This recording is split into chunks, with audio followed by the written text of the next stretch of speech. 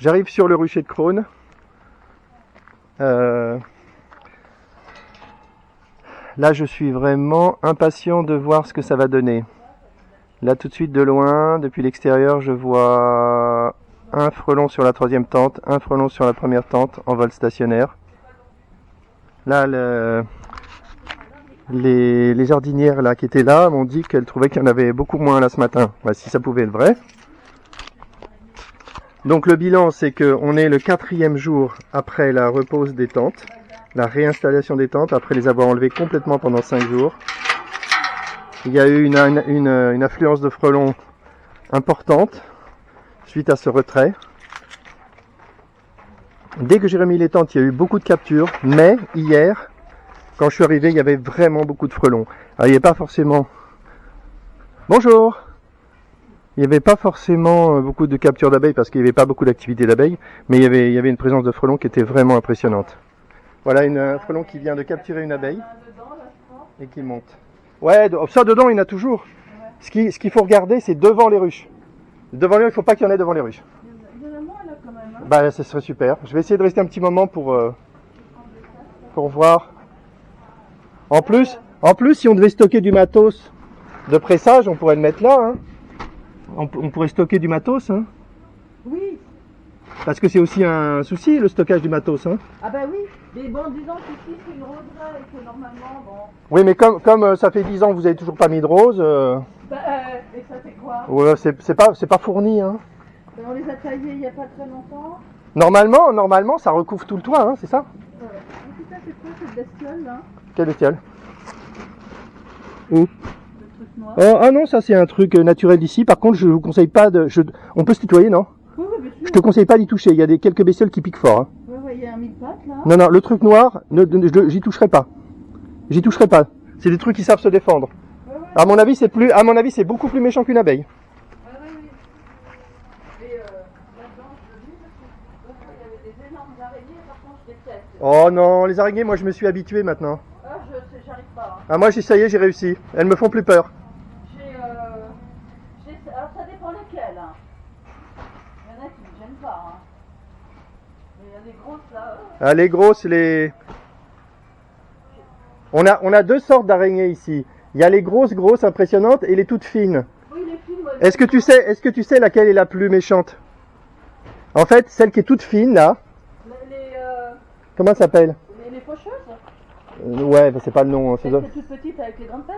Celle qui est toute petite avec les grandes pattes, on la trouve dans les maisons. Comme la grosse, eh ben, c'est celle qui est toute fine qui mange l'autre. Hein. Ah non, tu manges les autres araignées? La grosse là, la grosse épaisse qu'on voit partout. J'ai oublié le nom, c'est dommage. Celle-là. Les pères. Hein. Ouais, celle-là se fait manger par celle qui est toute fine. Ah ouais, ah mais je vais garder celles qui sont toutes fines. Alors. Ah bah ouais, parce que celles-là en plus elles font pas peur. Ah bah moi elles me gênent pas, j'en ai partout moi. Puis en plus comme mon plafond est haut, je peux pas les attraper. Ouais. Il faut qu'ils sont là-haut. Moi de temps en temps quand j'ai trop honte, je passe un balai pour enlever. Oui, bah moi aussi. Mais en fait, je me rassure en me disant que on dit que les maisons où il y a des araignées sont des maisons en bonne santé. Moi je me dis que la maison elle doit être très très saine. Hein. Bah, ça veut dire que t'as pas si peur que ça des araignées. Bon, alors là, quand je regarde rapidement comme ça, je suis un peu rassuré là, parce que il y a pas du tout de pression sur le rucher. Là, c'est parfait. Bon, il faudra revenir à des heures différentes. Hier, quand je suis venu, c'était pas à 11h. Il est 11h du matin là. Il fait bien lumineux. Tout le monde travaille. Les jardinières de l'association travaillent. Il n'y a pas tellement d'abeilles qui sortent, mais hier non plus. Hein. Si, il y a des abeilles qui arrivent un peu. Je pense que si je pique du miel à certaines ruches, elles vont se remettre à être plus actives, je pense. Je pense que les ruches sont pleines là. Je pense qu'il n'y a pas grand chose à faire, ça doit être juste de l'entretien. À mon avis, c'est comme ça que j'explique que mes varées ne sont pas très actives. C'est parce qu'en fait, il n'y a pas grand chose à faire, il n'y a pas grand chose à butiner, il y a certainement plus de place pour stocker. J'ai jamais rajouté de blocs. Donc du coup, je pense qu'il n'y a pas les constructions. Il y a de l'espace un peu dans les vides sanitaires, mais c'est fini, elles peuvent plus construire maintenant. Elles peuvent plus bâtir des rayons, donc je pense que c'est ça la raison. Je pense que si je leur pique du miel et que je remets des rayons vides, que je récupérerai à gauche à droite, peut-être que ça redonnera un peu d'activité. Ok. Donc je disais, donc là on est le 4e jour après la réinstallation des tentes, suite au retrait total des tentes pour voir si vraiment il y avait des nids de frelons dans le secteur. Et là la réponse est carrément oui, hein. Il y a des nids très actifs. Et il y avait énormément de frelons. Hier, j'étais impressionné. Énormément de frelons. Donc, là, c'est vraiment rassurant. Là, un petit frelon qui vient de monter en haut de la tente. Vraiment petit. Hein. Pourquoi on a des petits frelons à ce moment de la saison? Je ne peux plus penser que c'est parce que le nid vient d'être créé. C'est pas possible. Donc, je peux penser que peut-être c'est des frelons qui sont pas correctement nourris. Peut-être. Je vois mal une variété de frelons qui soit naturellement plus petit. Je le sens pas bien, ça. D'ailleurs, quand je vais faire le projet Posca et que je vais marquer les frelons, je vais aussi marquer les petits frelons pour voir, je ne sais pas quoi, mais pour voir.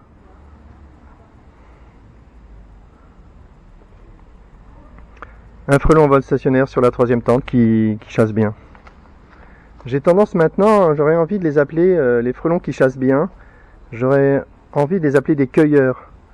Parce que leur façon de chasser est tellement facile, tellement directe, qu'ils viennent cueillir des abeilles plutôt que de les chasser.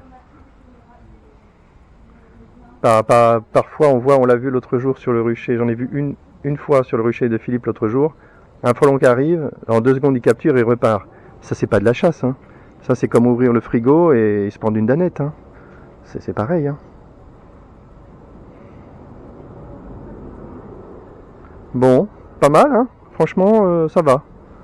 Alors, comme je suis un pseudo-scientifique un peu brouillon, j'ai testé un 2e truc en même temps. Normalement, quand on est ultra rigoureux, on teste qu'un seul truc à la fois. Mais non, pas moi. Donc hier, je me suis dit, je vais retirer les 2e fils émaillés parce que déjà intuitivement, je pense que c'est pas nécessaire. Je l'ai rajouté pour rassurer des acheteurs qui achetaient pour la première fois. Parce que c'est vrai que quand on installe une tente, on s'attend à capturer des frelons.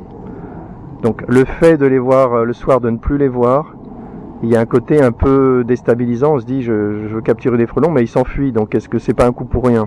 En fait, c'est pas un coup pour rien, parce que s'ils s'enfuient sans proie, bah, c'est ce que la tente recherche. Donc je me suis dit, bah, pour rassurer ces personnes-là, un frelon qui vient de monter dans la 2e tente, qui n'est pas encore capturé, il chasse, mais il a attrapé une abeille. Voilà.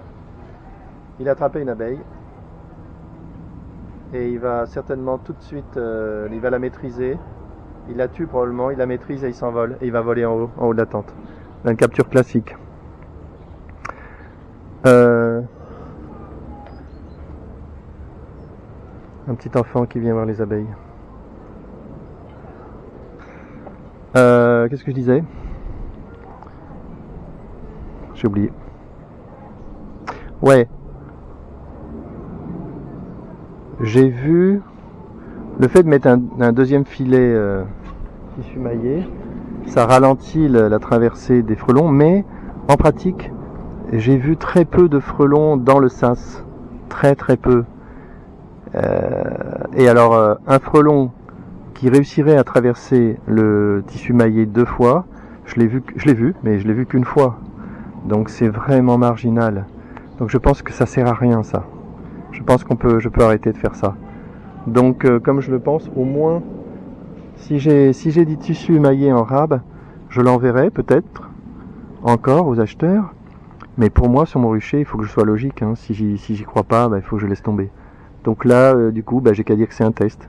Je l'enlève, je vais regarder si j'observe une différence. Et voilà, et si je vois pas de différence, bah, je laisse tomber, je laisse comme ça. Et ensuite, je généraliserai le frelon là qui dévore une abeille. Et on voit que l'abeille, elle bouge, hein. On voit que l'abeille, elle est vivante, hein. C'est un peu horrible comme fin. Bon, là, le rucher n'est pas sous pression. Le rucher est protégé. Alors, il faut être prudent, hein.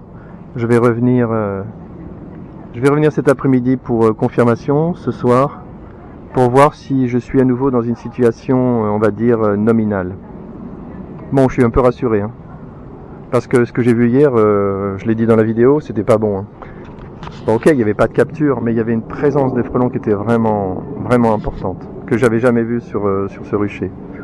Donc ça veut dire que les nids ont mûri et qu'ils commencent à s'étoffer.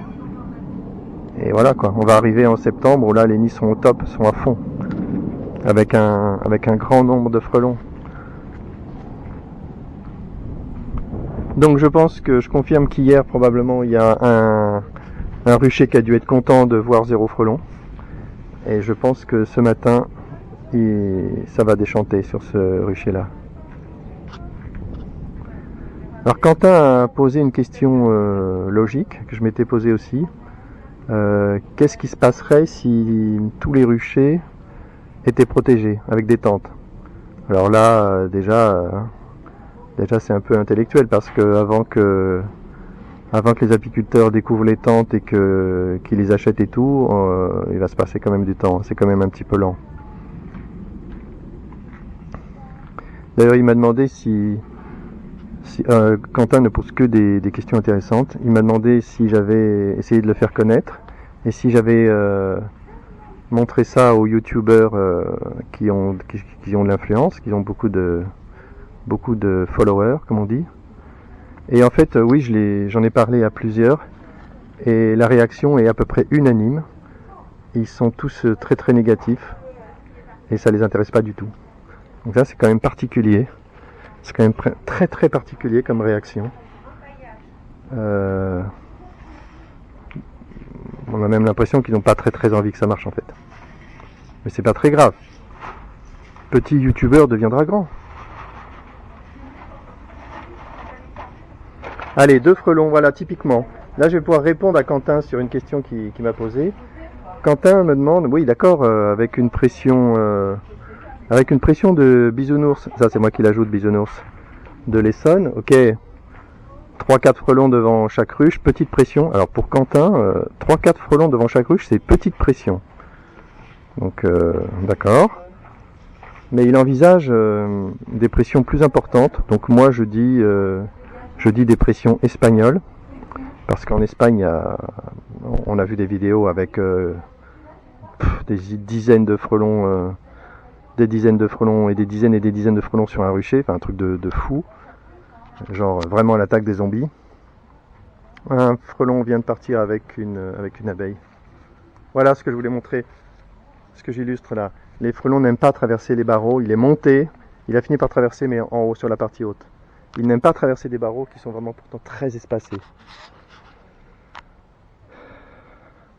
Donc, qu'est-ce qui se passerait avec une pression beaucoup plus forte? Alors, la réponse, c'est il faut tester. Il faut avoir l'occasion de tester. Moi, c'est un peu hasardeux de faire des prédictions quand on n'a jamais eu l'expérience. Intuitivement, la première remarque que je peux faire, c'est que lorsqu'il y a beaucoup de frelons, ou plusieurs frelons devant la même ruche ou la même tente, ils se gênent mutuellement, ils ne se tolèrent pas. Donc, ils ont tendance à se taper. Certains se tolèrent et d'autres se tapent ou se poursuivent. Et quand les frelons sont en train de poursuivre ou sont poursuivis, ils ont tendance à voler de façon rapide et ample. Et la conséquence, c'est qu'ils montent en haut des tentes plus facilement. Donc en fait, une grande présence de frelons en bas des tentes, ça veut dire des captures encore plus rapides. Donc ça, c'est plutôt positif pour le camp de la tente. Après, il faudra tester. Hein. Là, j'ai parlé avec Sophie ce matin, qui est à Tarbes, et qui a une tente et une ruche, et qui a déplacé ses autres ruches à un autre endroit, le temps de faire le test, et qui me disait qu'elle a un voisin qui est même professionnel, et qui fait du piégeage. Ça, je ne savais pas que les professionnels faisaient du piégeage. Et qui a des pressions considérables. Donc même à la latitude de Tarbes, il y a parfois des pressions importantes. Donc je ne serais pas surpris que quelqu'un finisse par acheter quelques tentes et les teste sur un rucher très très très pressuré. Ça serait intéressant. J'aimerais bien avoir des vidéos qui montrent ça. Bon, des frelons arrivent hein, quand même. Des frelons arrivent. Je vais observer un peu pour voir s'ils se font capturer. Ouais, il y en a un là. J'ai vu une ombre. Je sais pas ce qui s'est vraiment passé. J'ai vu une ombre monter, j'ai pas vu le frelon monter.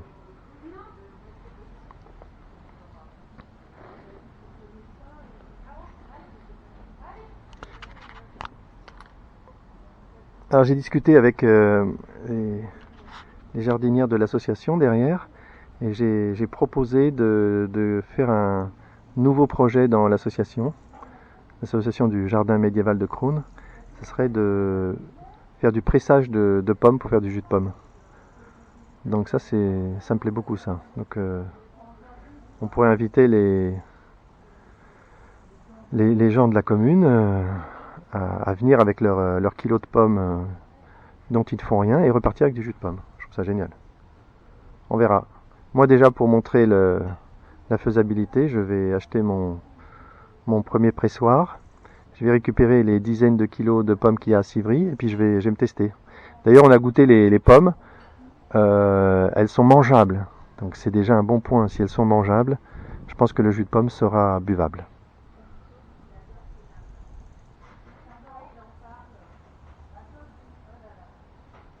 En face, un petit frelon qui chasse. Il faudrait vraiment élucider cette histoire de petit frelon. Là, faut... À droite, un gros frelon plus gros frelon qui furette dans l'herbe. Bon, le rucher n'est pas sous pression du tout. Même si je vois là deux frelons. Je vois deux frelons qui volent large et un frelon qui vole très très large. Soit il n'est pas très très intéressé par le rucher, il est là un touriste.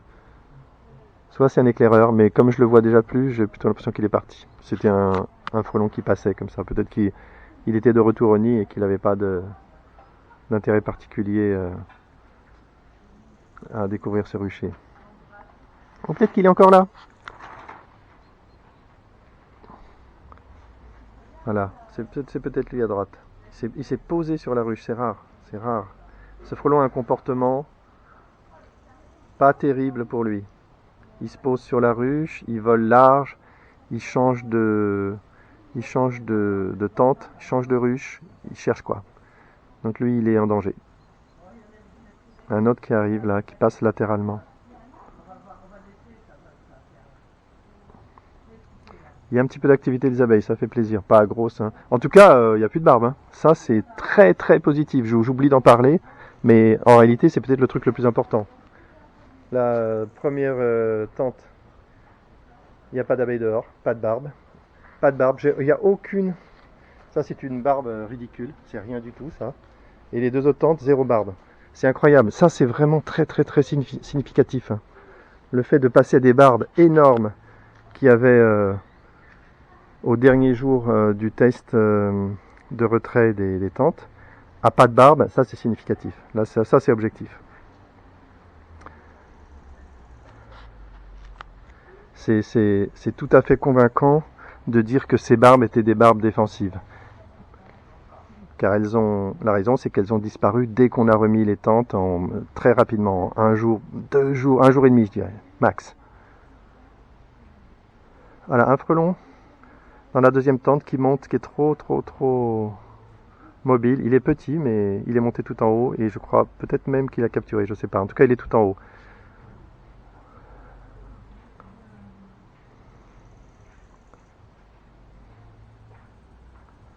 Allez, un autre frelon qui arrive.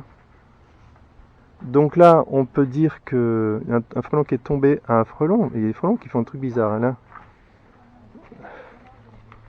Frelons qui font des trucs bizarres des fois. Un frelon qui est tombé de tout en haut de la tente et qui est sorti par la porte. On a eu l'impression qu'il visait la porte, mais en fait c'est pas possible. Il est juste tombé, mais avec une courbe qui, hop, je l'ai raté. Le frelon qui était au sol, il est parti avec une abeille. Alors, par rapport à hier, on peut dire qu'on a cassé le flux. Bon, attention, hein, il faudra vérifier que ça se confirme cet après-midi et ce soir, hein, c'est sûr. Hein, je ne vais pas tirer des conclusions sur une seule observation à une seule heure. Ce serait n'importe quoi. Hein. Il faut au moins des observations sur toute la journée pour commencer à conclure. Hein. Mais bon, je reste optimiste et je reviendrai tout à l'heure pour avoir des confirmations. Mais là, si je jugeais seulement sur cette observation, on pourrait dire que le flux énorme de frelons qu'il y avait hier, d'ailleurs je n'appellerais pas ça un flux hier, plutôt une présence à un instant particulier qui était très importante et qui était le résultat d'un flux, on peut penser. Donc là, ça n'existe plus. Il n'y a pas ça. Donc je suis rassuré. Je pensais même que ce serait pas à ce point-là. Je pensais voir encore un peu trop de frelons ce matin. Ça m'aurait pas choqué. En fait, un des paramètres qu'il faudrait déterminer, c'est scientifiquement, mais je le ferai jamais parce que moi je suis pas un scientifique. Il faudrait,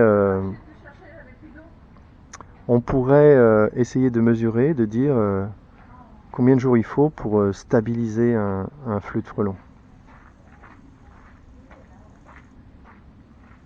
Donc comme ça,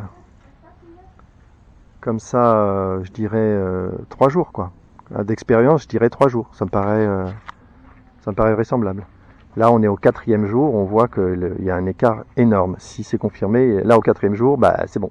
Donc ça veut dire qu'il aura fallu 3 jours pour stabiliser la situation et couper le flux autant qu'il était possible. Ensuite, un scientifique pourrait chercher à mesurer ça de façon plus rigoureuse. Pourquoi pas? Moi, j'ai pas d'intérêt à le faire. Moi, j'étudie les tentes rigoureusement, mais avec l'esprit d'un ingénieur, pas l'esprit d'un scientifique. C'est pas du tout pareil. Moi, j'ai pas besoin d'établir des vérités, j'ai juste besoin d'établir des efficacités. Après, que je sache expliquer pourquoi ça marche, ou que les chiffres annoncés soient précis, ça n'a pas tellement d'importance.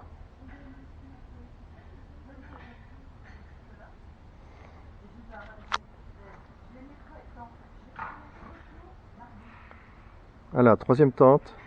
3 frelons, 2 frelons qui se bousculent un peu.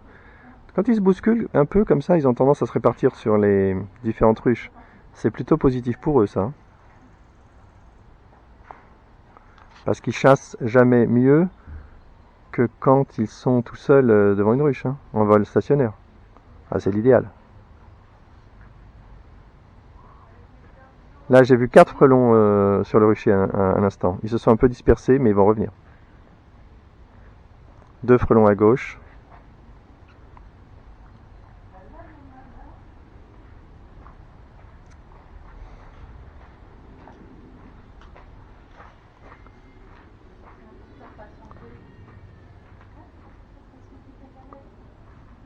Je suis plutôt content d'avoir retiré le 2e tissu maillé. Je trouve que c'est une bonne idée.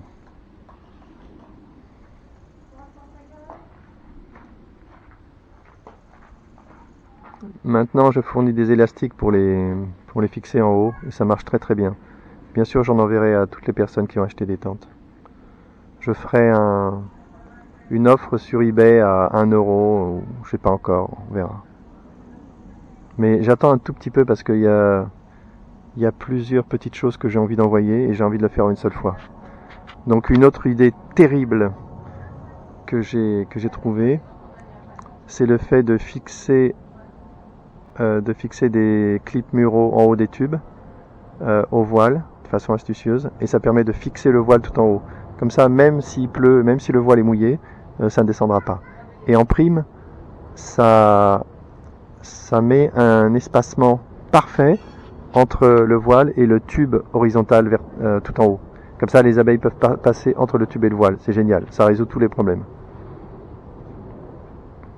Bon, même si j'ai vu un instant 4 frelons, il y a 1 minute, je ne les vois plus. Et là, si je venais ici à l'improviste, et si je voyais le rucher, je dirais que il est en pression 0.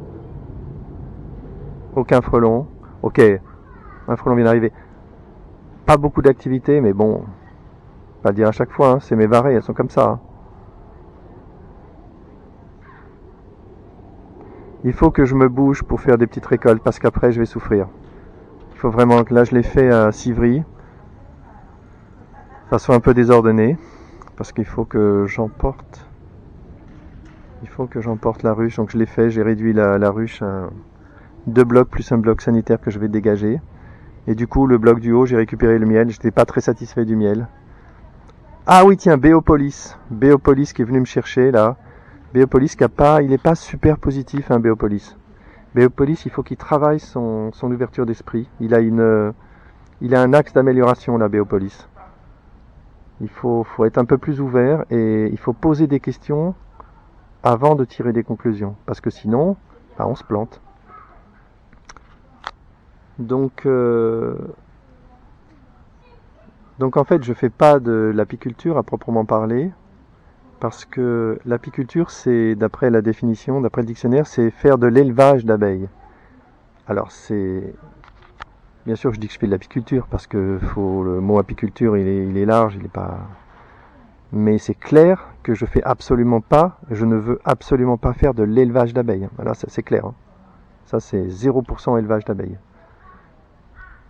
Un frelon, je crois, européen qui est sur la dernière tente et qui a très envie de monter. Tellement envie qu'il est déjà en haut. Là, des gros frelons qui arrivent. Hein. Je crois que c'est un Européen à droite, il est complètement monté en haut, il est captif sûrement. Et un autre qui est arrivé là, je sais pas où il est. Ouais, il chasse pas trop en vol stationnaire. Il est mobile, très mobile. On voit, hein, il traverse la tente, ça m'énerve. Je vais changer celle de la 3e tente, elle est vraiment cata. Je vais la virer. Je vais en mettre une récente, mieux coupée. Il va de soi que s'il y a des personnes qui ont acheté des tentes qui évoluent mal, comme celle de la 3e là, qui est un peu... il faut qu'ils me le disent et j'en enverrai une neuve, mieux coupée, gratuitement. C'est la moindre des choses. Ça, c'est hors de question que des personnes qui se sont lancées tôt n'aient pas tous les bénéfices des améliorations de cette saison. Cette saison, c'est un peu... on va dire une pré-commercialisation des tentes. Je me suis permis des améliorations. De toute façon, je ne peux pas m'en empêcher. Et puis, mais là, ça va se stabiliser. Là, ça se stabilise d'ici une semaine, ça sera stable. Parce que j'aurai résolu tous les problèmes, tous les petits problèmes de fixation de la tente, par exemple. Bon, là, sur la 3e tente, j'ai pas bien regardé, mais il y a un frelon qui est monté tout en haut avec une abeille. Un autre qui tourne autour, qui est trop mobile. Sa façon de se déplacer, il va se faire capturer rapidement celui-là. Il fait pas du vol stationnaire. Là, on peut penser que ça, c'est pas un frelon cueilleur. C'est un frelon qui furette, il cherche, à la fois il découvre et à la fois il chasse. Lui, c'est plutôt un chasseur. Voilà. C'est un frelon qui va volontiers... là, il monte, il cherche, il dit tiens, la tente en haut, c'est intéressant. Et il est monté tout en haut. Il est monté tout en haut et ça y est, il a visé une abeille. Donc il ne va pas la lâcher, il est captif. Un frelon vient de partir avec une abeille sur la... Il est parti du bas de la 3e tente. J'ai pas vu trop. Je l'ai pas vu la capturer, il l'a peut-être ramassé en bas. Je sais plus ce que j'étais en train de dire. Je pense pas que je vais retrouver le fil.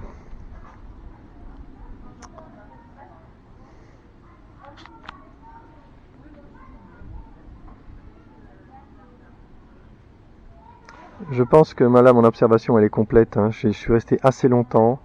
On voit qu'il n'y a rien qui ressemble à une pression. Effectivement, il y a des frelons qui arrivent. Ils se font capturer beaucoup plus qu'ils ne capturent d'abeilles. Et ça, c'est quand même un signe. On pourrait réfléchir à essayer de qualifier la chasse des frelons devant les tentes. Essayer de faire des comptages, mais facile à faire. Par exemple, on pourrait compter le nombre de frelons qui arrivent, c'est pas possible parce que ça bouge trop. Mais le nombre de frelons qui partent, on peut compter. Voilà. Ah, il est redescendu. Ah, c'est pas vrai. Il a eu la chance, ce frelon. Il était en train de monter dans la tente. Il a tapé un autre frelon. Il est redescendu et du coup, il était devant la porte. Il a eu trop de chance. Ouais, on pourrait qualifier le départ des frelons. Regardez combien de frelons partent avec une abeille. Combien de frelons se font capturer, c'est facile à mesurer. Donc ça, on pourrait jouer le jeu.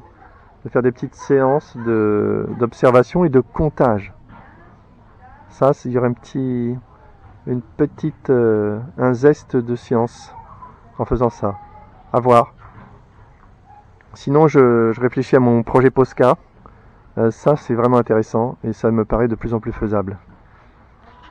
Puis maintenant que j'ai acheté les feutres, j'ai intérêt à les utiliser. Hors de question que ça termine sur le bon coin.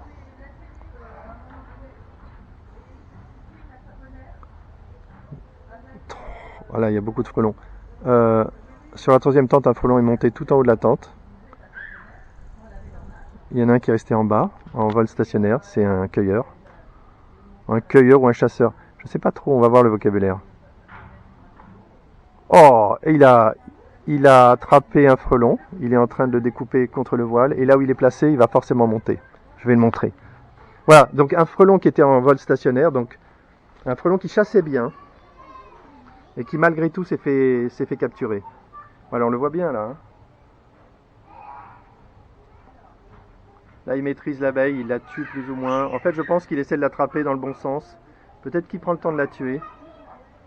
Un petit frelon qui est redescendu, mais il n'est pas encore libre. Il n'est pas encore libre, il va voir, voilà. Voilà, le frelon a maîtrisé son abeille. Il l'a peut-être tué, il est monté tout en haut de la tente. Voilà donc un frelon en vol. Et le petit frelon est remonté aussi. Voilà un frelon qui chassait bien, en vol stationnaire, et qui s'est fait capturer. Alors une réponse à Quentin qui me disait, bah finalement j'ai quand même l'impression que tous les frelons s'échappent. En fait non, pas du tout. Hein. Pas du tout.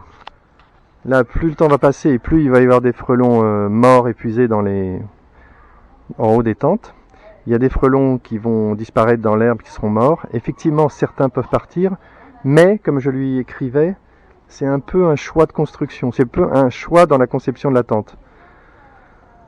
Il y a deux façons si on veut vraiment garder les frelons, mais moi, mon approche, c'est que c'est pas bien de les garder. Mais si on voulait vraiment les garder, une première solution, ça serait, qui a été testée il y a 2-3 ans, et ensuite éliminée, ça serait l'idée de planter un piège bouteille sans appât en haut de la tente. Et à ce moment-là, les frelons qui volent, très rapidement, ils rentrent dans les pièges bouteilles et ils sont captifs définitivement. Si quelqu'un a envie de faire ça, pourquoi pas hein. Mais moi je trouve ça négatif d'avoir une accumulation de frelons dans une bouteille qui souffre. Pour moi c'est négatif. C'est négatif soit parce que ça va attirer des autres frelons, ce qui a été observé par tout le monde, soit parce que ça va balancer des phéromones de souffrance à proximité des abeilles, et ça peut pas être bon. Ça peut pas faire une bonne réaction sur les abeilles. Donc pour moi c'est pas bon de garder des frelons en masse dans une tente. S'ils s'en vont, sans proie, sans abeilles, à la limite c'est mieux, c'est plus favorable. Une autre façon de garder les frelons et d'en voir plus morts en haut des tentes, c'est d'utiliser un filet maillé un tout petit peu plus petit. Alors là par contre il va falloir chercher, mais je suis en train de chercher à ça. Un petit frelon est rentré dans la troisième tente. Ça je travaille sur ça. La taille du filet maillet que j'ai en ce moment, c'est plutôt de l'hexagonal 6 x 7 mm. Et ce que je vise, c'est du rond, diamètre 6 mm. Et ça, j'ai vraiment envie de le tester. Donc là, ça va être un peu limite, hein, parce que si on garde les frelons en haut de la tente pour les épuiser, pour moi c'est pas mauvais quoi, parce que l'impact, il y aura pas beaucoup de frelons, ils vont finir par sortir de la tente en marchant, donc il y aura pas une accumulation comme il y aurait dans une bouteille, parce que certains vont finir par sortir en marchant et en mourant dans l'herbe, surtout le soir. Donc ça va. Et psychologiquement, c'est sûr que les utilisateurs, ça va beaucoup leur plaire. Donc moi, en tant que vendeur de tente, ça pourrait m'être plutôt favorable. Donc je suis pas contre. Par contre, là, il faut faire attention, c'est que avec du 6 mm, il faut faire attention que les abeilles, même les abeilles de Jurassic Park, puissent vraiment sortir sans trop galérer. Il faut vérifier que les faux bourdons puissent sortir. Bon, à la limite, les faux bourdons, on peut les sacrifier, surtout à cette époque de l'année où de toute façon ils sont plus trop. Oh oh oh oh oh. Ah, je l'ai eu. Taper un frelon là et je l'ai eu. Et je le tue à travers. Ah. Ah, j'arrive pas à le tuer.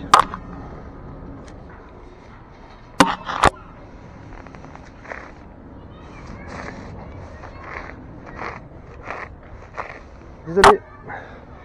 Désolé, frelon est mort. Il avait attrapé une abeille. Voilà une capture d'abeille. On voit qu'il y en a vraiment très peu. Donc je vais continuer mes recherches avec le tissu maillé diamètre rond 6 mm. Ça vaut vraiment le coup de le tester. Donc pour répondre à Quentin, le fait que les frelons sortent de la tente, non, si on veut, ils sortent pas. Hein. C'est un choix. Hein. Un frelon, c'est drôle. Un frelon, j'ai l'impression d'avoir vu sortir d'une tente. Ah ouais, il a traversé une tente et il est rentré. Il est monté en haut de la dernière tente. Là. Là, je vais juste filmer pour terminer. Je vais juste filmer les frelons captifs. On voit qu'il y en a beaucoup. Hein. Sur la troisième tente, 1, 2, 3, 6 frelons. 6 frelons, ils ont tous des abeilles. Certains volent, certains la découpent. Ici, rien du tout. Que des graines. Et dans la dernière tente, qui est la première en partant de la gauche, je vois qu'un seul frelon. Et il a une abeille. Et pas d'abeilles en haut des tentes. Très peu d'abeilles en haut des tentes. Allez, je pense que je vais arrêter cette vidéo. C'est très positif. Je suis vraiment très très content. Là, j'estime que le rucher est protégé. On verra comment ça continue dans la journée. Allez, fin de la vidéo.